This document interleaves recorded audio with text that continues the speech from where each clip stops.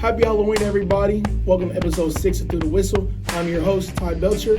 And on today's episode, we had a lot of good games from this past weekend in college football and in the NFL.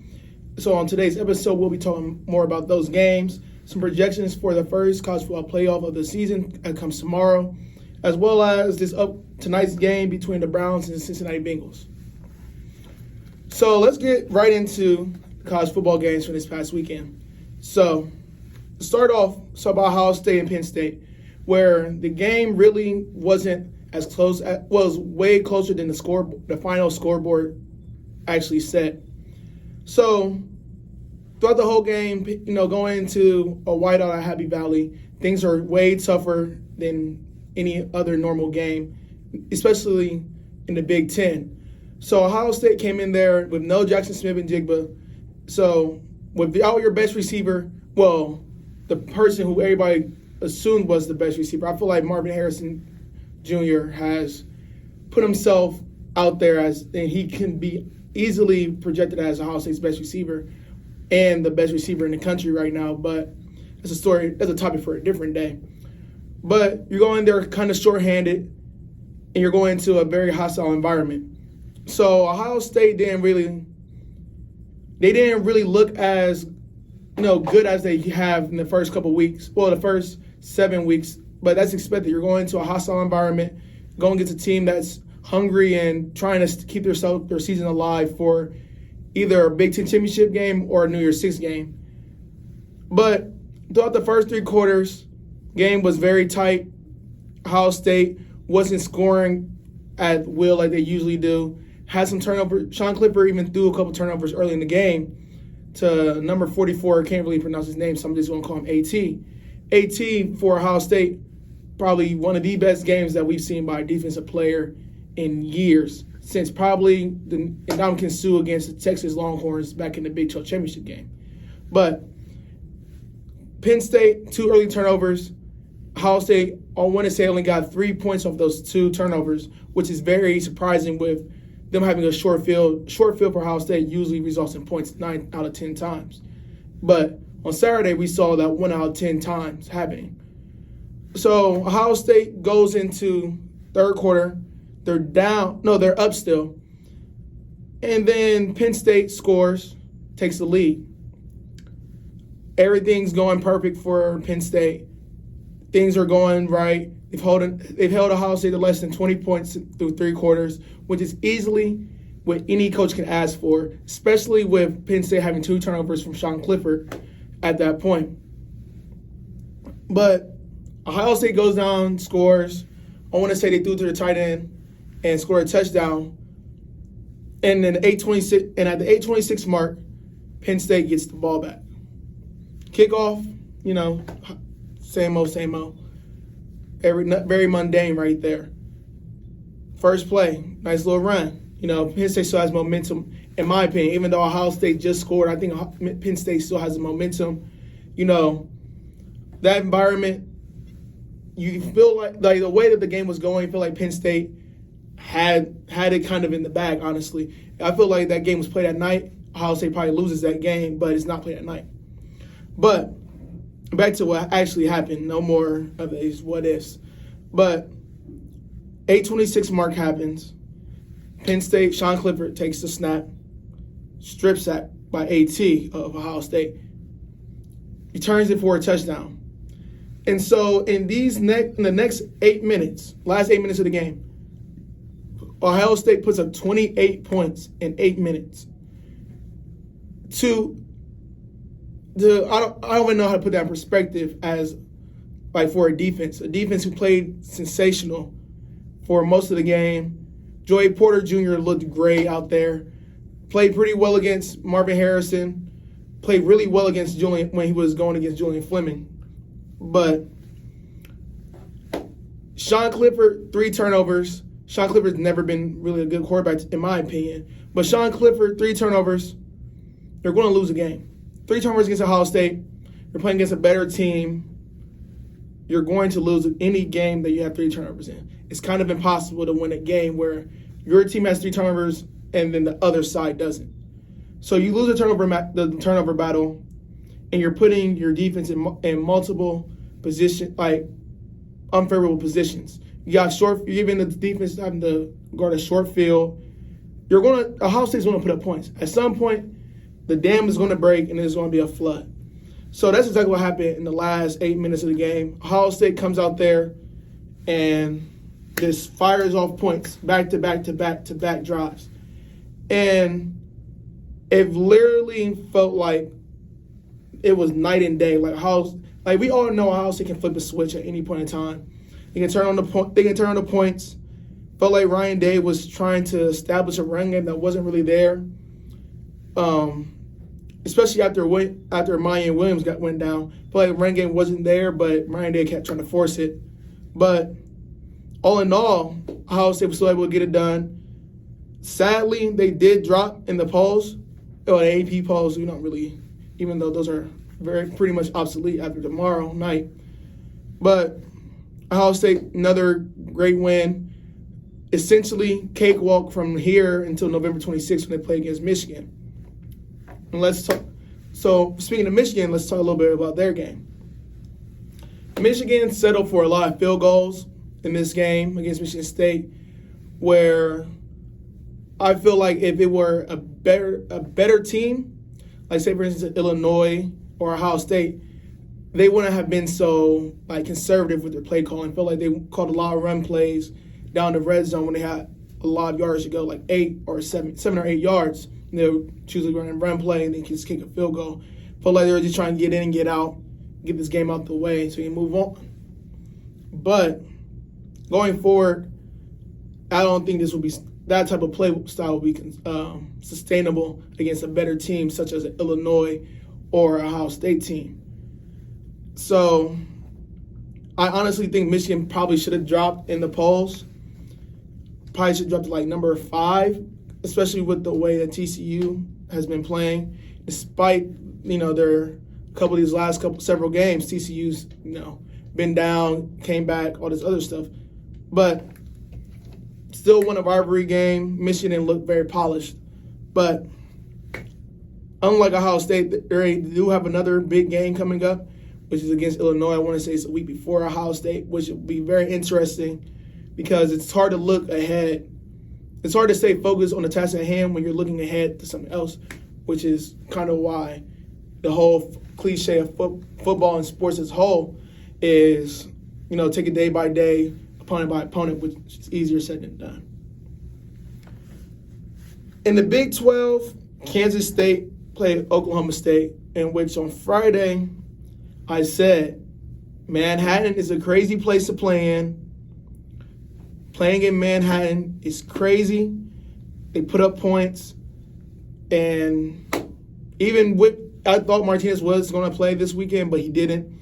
But obviously they didn't need him because the backup quarterback went out there, had a field day against an Oklahoma State team and an Oklahoma State defense that was supposed to be the best defense in the Big 12. Well, Oklahoma State let up 48 points. Kansas State's backup quarterback, Howard, had 300 passing yards and 4 touchdowns. Moving the ball at will. Kansas State couldn't do any wrong. Held Sanders to, I want to say, less than 200 passing yards. Sanders was a fifth-year guy at Oklahoma State. Essentially knocks Oklahoma State out of Big 12 championship contention. And also, obviously, with a second loss, they're literally out of playoff contention. So no playoffs and no Big 12 championship this season for the Cowboys of Oklahoma State. So the fifth-year quarterback in Sanders, it's going to be interesting how this all plays out, what he does. Wouldn't be surprised if he comes back for his COVID year. But Big 12, we can kind of go ahead. Not been saying we can go ahead and look forward to it. But we already know TCU is going to be in the Big 12 championship game. They literally control their own destiny. But Kansas State is in a very good spot, but they do have one more test, and that test is going to come. I don't think they have a bye week this week, so I want to say this week against Texas versus Kansas State, Quinn Ewers is trying to get that taste out of his mouth from last not last week's game, but 2 weeks before that, trying to get that taste out of his mouth when he had the 3 interception day, I want to say against Oklahoma State. So wouldn't be surprised Sark comes out there firing off, it's going to be a high-scoring game, to say the least. Sark likes to put up points. Kansas State obviously can't put up points at will. So that game will probably determine who will go and play TCU at the Big 12 in a Big 12 championship game. But Big 12 is essentially down to their only representative, or only chance of getting into college football playoff of being TCU. I think TCU does control their own destiny to get into the college football playoff, but we never know with our committee that picks who gets to get in. Next, the last game we'll talk about is Tennessee and Kentucky. This game essentially featured the battle of who's going to be the third quarterback taken off the board in this upcoming NFL draft. You have Hendon Hooker, who kind of splashed out of nowhere. No one expected it. And then you got Will Levis, who was projected a top quarterback coming into the season. Well, some people could have thought, some people did think that this week will kind of be a look-ahead game for Tennessee.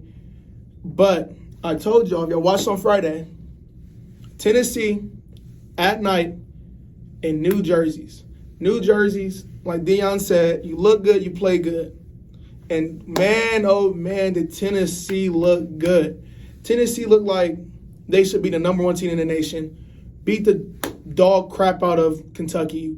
Will Levis had 3 interceptions, which I would say should be an eye-opener for any NFL team, looking to draft Will Levis. Hopefully, the Giants don't pick up Will Levis. That'd be kind of bad for me for other reasons, for biased reasons. But Kentucky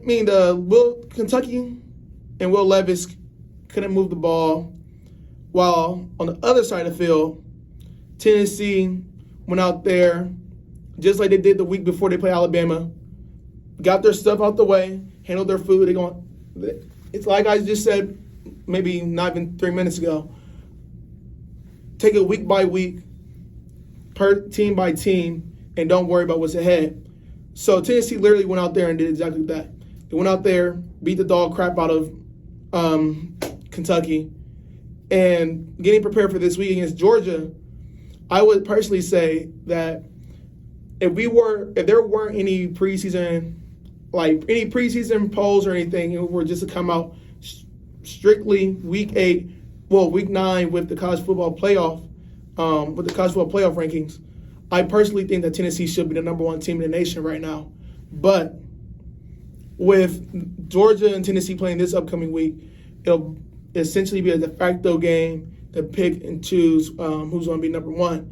You see this kind of, no, not even kind of often. You do see this often in women's college basketball, where if the number 1 and number 2 teams are undefeated and they're going against each other, they will push back the releasing of the rankings so after the game, so that it will be a more accurate ranking, which does make sense, but you can't really do that in college football due to the small sample size and amount of games played compared to a 30-game season. But back to Tennessee, Hyatt from Tennessee looks like he's just a runaway favorite for the Wide Receiver of the Year award in college football. Even with Marvin Harrison playing out of his mind, Addison doing his thing, reigning winner of the award, Hyatt had another 2 touchdown performance with 138 yards. What more I don't know what more you can ask from him. I think he has, I want to say 7 or 8 touchdowns. Yeah, 7 touchdowns over the last 3 games, which is insane. So, yeah, Hendon Hooker, who's literally the runaway Heisman favorite, especially depending on how he plays this upcoming week against Georgia. If him and Hyatt can have another good game, I think they'll both leave New York with some awards in about a month or so from now. So before we wrap up our little college football segment, let's talk about the rankings that are going to come out tomorrow. I think that the rankings will be very similar to the AP poll that just came out today. But with that being, supposed to be subjective, criteria, it's going to be, I believe that how the committee is going to rank these teams, the top six is, is all mostly the main teams that we focus on. I think that top six is going to be number 1 is going to be Georgia, number 2 is going to be Tennessee, number 3 is going to be Ohio State, number 4 Michigan, number 5 Clemson, and number 6 TCU. And TCU being at number 6 is the only difference between what I think will happen in the playoff ranking and compared to what the AP poll is right now. Because in the AP poll right now, Alabama's at number 6. But that doesn't really matter because we all know one of the two between Tennessee and Georgia are going to have to drop out eventually. And then the loser of Ohio State and Michigan is going to have to drop out. So TCU and Clemson are both in control of their own destiny. I don't see any way that undefeated Clemson and TCU miss. I don't see that happening at all. So I don't think they have anything to worry about. These first initial rankings don't really matter to them because there's two matchups and the 4 teams are ahead of them. So they have nothing to worry about. So let's get the break. We're going to go into a little short break. We're going to come back, talk about the NFL games from yesterday. We're going to talk a little bit about the Cleveland Browns taking on the Cincinnati Bengals tonight. So stay tuned, stay locked in, and we'll be right back. Welcome back in from break through the whistle, episode 6. And let's get into what happened this weekend in the NFL. So yesterday, there was a much-anticipated matchup in the NFC West between the San Francisco 49ers and the Los Angeles Rams. 2 teams that most people thought would meet each other in the NFC Championship game. And most people thought would actually have NFC West ramifications, obviously, in who wins the division. But both these teams are kind of underachieving this season. Neither of them, with them being second and third in the division behind, not the Cardinals, but the Seattle Seahawks. So, Rams come in off a bye week. Hopefully, kind of thought that they would kind of fix things, kind of have their minds in a better place. Matt Stafford would hopefully get it going, but there's one thing about Kyle Shanahan that anybody can tell, and I don't know why. When he sees Sean McVay, he just wants to run up the score and show that it's master and then learner. And every time the 49ers play the Rams, the 49ers, no matter who is out there, yesterday they were missing Armstead and Deebo Samuel. But when Kyle Shanahan knows it's the Rams coming in, he's going to find a way to win the game. And most of the time, it's not going to be close. So yesterday was Christian McCaffrey's first, true game as a 49er. I know he played last week, but this week he actually had a week of preparation. Actually got to be around the team instead of only having 48 hours as an actual 49er. So, Christian McCaffrey only been there for a week, so he decides to just do what any new player in any organization would do. And that scored 3 touchdowns. And no, I'm not talking about 3 rushing touchdowns. This man completed the first trifecta of touchdowns since 2007 with LT. And I don't know if all you guys are aware of LT, but LT is one of the best running backs of my young life, especially of my childhood, top 3 guy of my childhood. First time in in 15 years that anybody has completed a trifecta. Christian McCaffrey started off with a passing touchdown, then got a receiving touchdown, and then got a rushing touchdown. So anybody who has Christian McCaffrey on their fantasy team was a happy camper yesterday. No way in heck that they should lose their fantasy matchup this week. Anybody going against Christian McCaffrey, I'm sorry. I feel bad for you. Probably lost. But the Rams still look stale on offense. Matt Stafford, less than 200 yards. Rams less than 3 yards per carry on the run side. Something has to give eventually with this Rams team. I don't know what it's going to be. I don't know if it's a Matt Stafford thing. Cooper Kupp had less than 100 yards for the first time, and I don't know when. It's been a while since that's happened.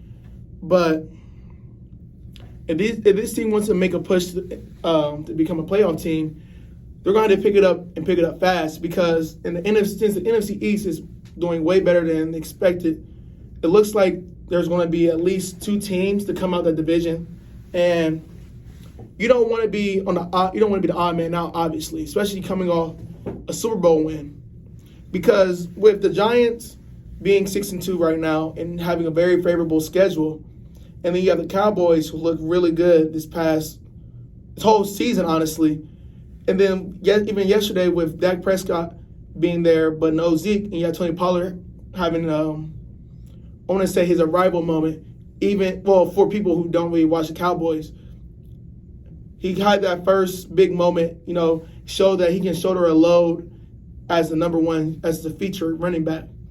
So you have 2 teams right there with the Cowboys and the Giants, who will quite possibly both win 10 or 11 games.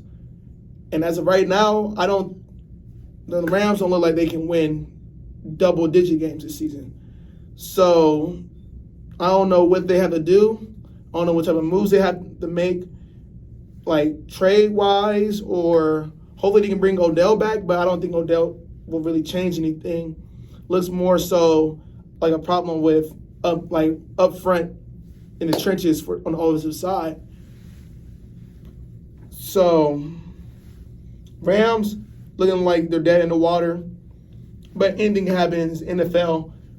People can turn it around like that in a snap. We saw it with the Dolphins a couple years ago.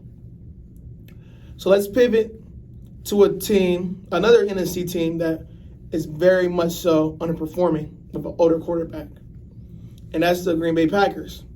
Green Bay Packers took on the Buffalo Bills last night in the Sunday Night Football game.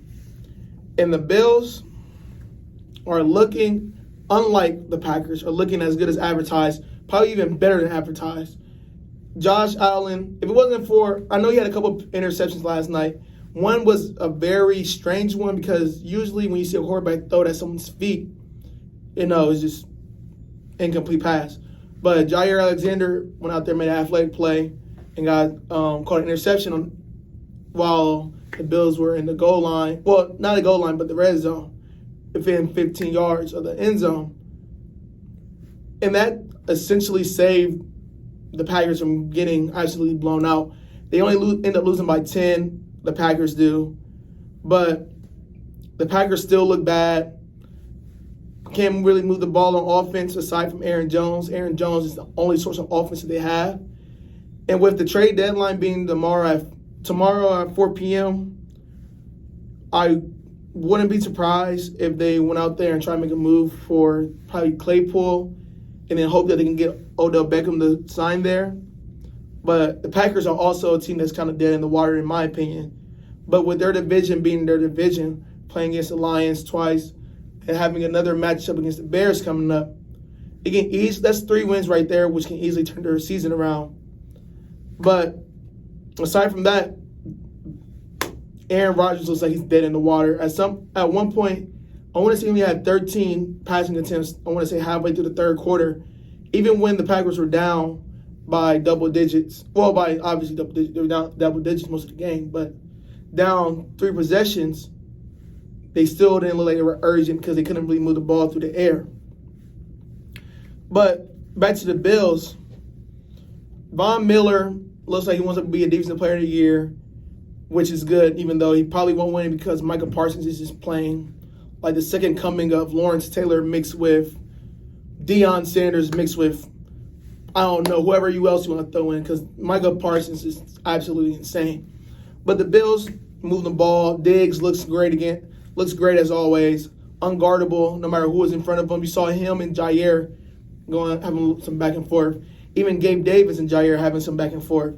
But this Bills team is looking really good. Cook looked like he was running the ball very well last night, good in the pass game, which is going to be very huge for the Bills going down the stretch. Hopefully saving Josh Allen from having to take any big hits.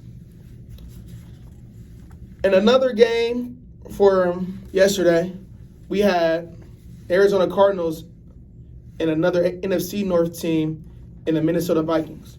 The Minnesota Vikings, who are first place in the NFC North, and 6-1 in the NFL, tied for they are now solely in second place right now in the conference in the NFC. They played the Arizona Cardinals. And we all remember from this offseason when Kyler Murray got his contract that he had a little addendum that he has to watch a certain amount of film because the Cardinals didn't really trust him to do it on his own. So I don't know if everybody who's going to watch this is as in tune to video games, but there's this game, pretty popular game called Call of Duty, and Kyler Murray is a part of a streamer clan that streams he's pretty big into the gaming community. And Kyler Murray, in games that directly follow Call of Duty, his release date, he has a losing record. And he never really plays too good after its release, from that point on in the season. So Kyler Murray comes out there excited, because as anybody who experiences someone talking down on them, you would want to prove them wrong. But Kyler Murray did the exact opposite, proved everybody right with having a horrible performance. He had 2 interceptions, 3 touchdowns. Yeah, 3 touchdowns is fun, blah, blah, blah. But 2 interceptions, 2 costly interceptions at that too, especially in a game that comes down to 1 possession. You have 2 costly turnovers. Of course you're going to lose the game. Kingsbury has to be on the hottest seat imaginable, especially after Nathaniel Hackett and the Broncos won. I think Cliff Kingsbury's in the hottest seat in the NFL. I already think that if they don't make the playoffs, that he's going to be fired anyways. Probably bring in a guy like Eric Bieniemy to try to rejuvenate that team. But Arizona loses again, kind of a recurring theme this NFL season. But Minnesota goes out there, plays well, forces 2 turnovers despite DeAndre Hopkins having another great game.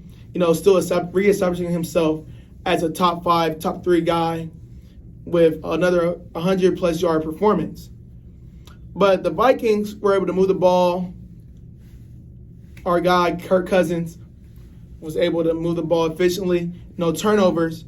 And Dalvin Cook, who was started off the season very slow, especially for all the fantasy owners out there who have Dalvin Cook on their team, y'all understand this more than anybody, but he started off the season very slow. But yesterday had a game over 100 yards, which always helps in the run game. Having 100-plus yards, it's kind of hard to lose when that happens. So, Minnesota Vikings win. Packers drop down to, I want to say, 4-3-5. Looks like the Vikings are kind of going to run away with this division. But I expected that, Nice little parlay in the preseason about that. We're not going to talk about that parlay because it's getting killed as we speak by other teams. But Arizona is another one of those teams who I just don't know what they can do to kind of fix this. It's like they're kind of dead in the water as well. A lot of teams feel like they're dead in the water right now. And you don't want to get that far behind in this conference this year. The conference is kind of overachieving due to the Giants and the Cowboys both being good. Everybody kind of expected the Cowboys to be good, but the Giants overachieving is kind of throwing everything off. So there's still going to be teams, like I said, 2 teams right there are going to be 10 wins. Whoever can get to probably 9 wins is going to get the last playoff spot, but at this point, I don't know which team that will be. I think the NFC South champion will end up only having 9 wins, whether that's the Falcons or the Tampa Bay Buccaneers. I know one of them will end up with probably only 9 wins.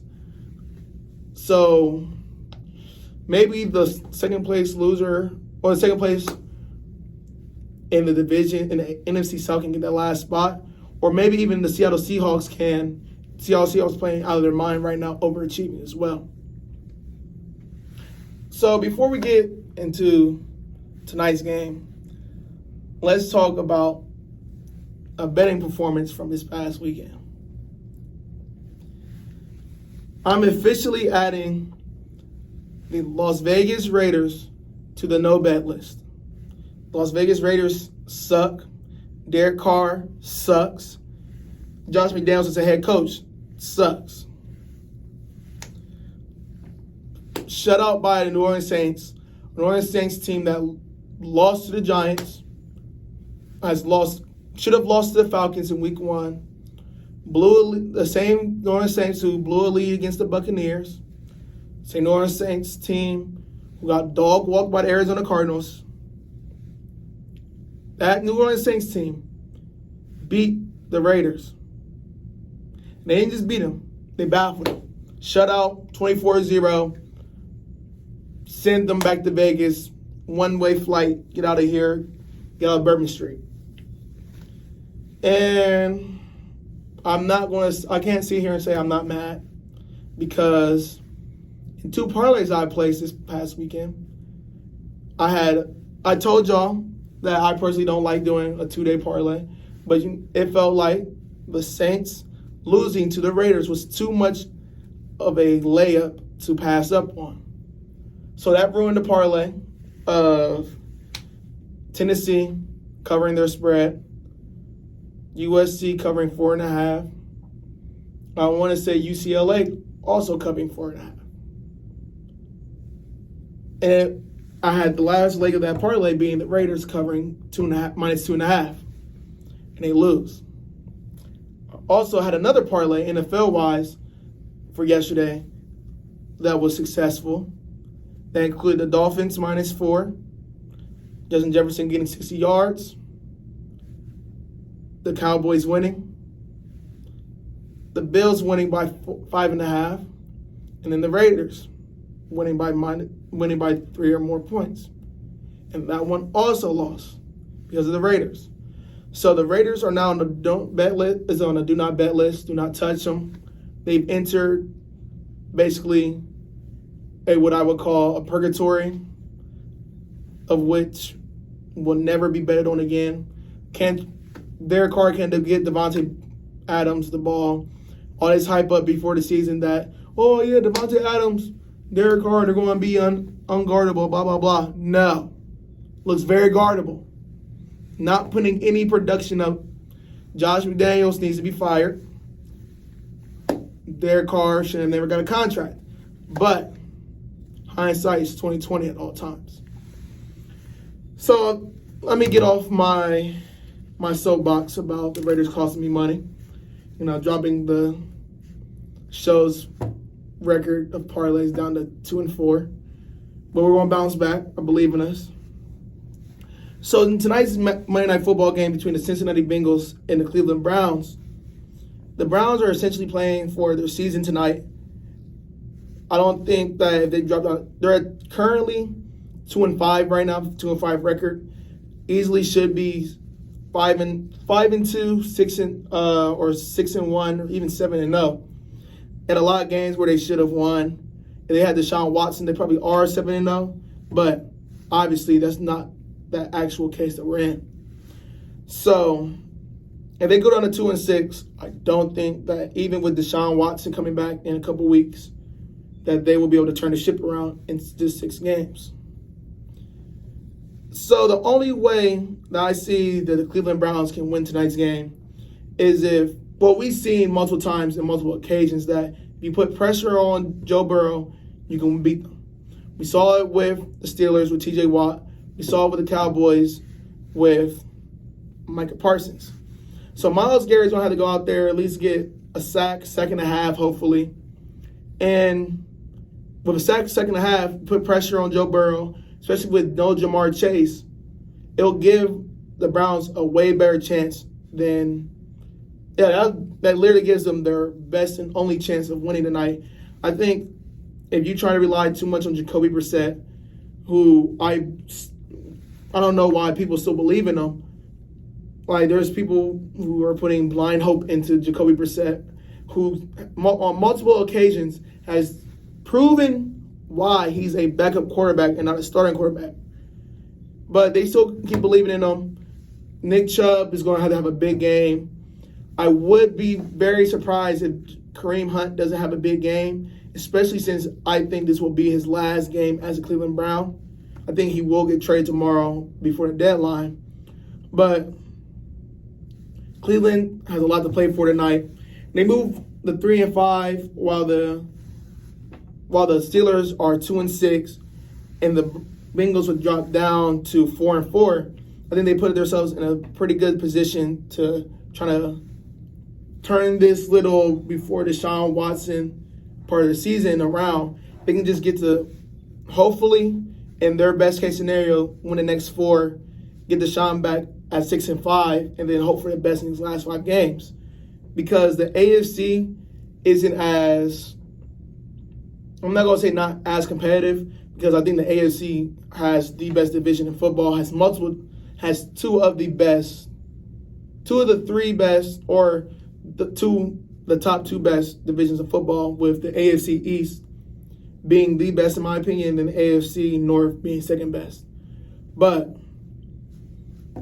I think 10-6 or even 9-8 probably can win them, get them a playoff berth, which would be sensational for the Browns. That'd probably be best case scenario as of right now. But Myles Garrett's gonna have to have a field day. Gonna have to hope that they can win the game, beat the Bengals. Bengals look hot right now. Don't look like anybody stopping that scheme on offense. But no Jamar Chase. We all should have seen or watched or heard the soundbite from the Pivot podcast from the offseason, where the Cincinnati Bengals called out Denzel Ward and said that it's essentially on site. So I'll expect a lot of chippiness between the two sides. I think Denzel Ward will finally have a good game this season tonight because he's motivated, don't want to prove the other side right. But before I close out the episode, I want to talk a little bit about the trade deadline that's coming tomorrow. Before recording this, the news broke of Roquan Smith getting traded to the Baltimore Ravens, which is kind of surprising, but the Ravens only gave up a 3rd-round pick, which isn't really that much. But the Bears are kind of blowing it up. I think there will be a couple more trades. I think one of those trades being Kareem Hunt getting traded to either the Rams or the Bills. I also could see the Bills trading for probably Cam Akers if they cannot get Kareem Hunt.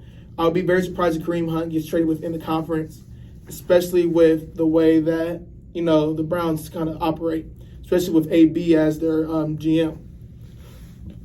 I do think Chase Claypool probably will get traded as well. I think there's going to be a desperate push by the Green Bay Packers, probably offer a 1st-round or 2nd-round pick either this season or next season. So I do think Chase Claypool will also get moved on from. And I would not be surprised if the Giants possibly make a move for wide receiver, especially since there is no clear-cut number 1. And especially since I see Kenny Galladay getting moved on from this upcoming offseason, since there's a break in his cap hit. But that ends it for today's episode of Through the Whistle. Make sure you like, share, and subscribe to the channel. And have a safe Halloween. We'll be back either Wednesday or Thursday to break down Thursday Night Football, as well as college football playoff rankings and a little bit of NBA basketball. So take care and have a good night.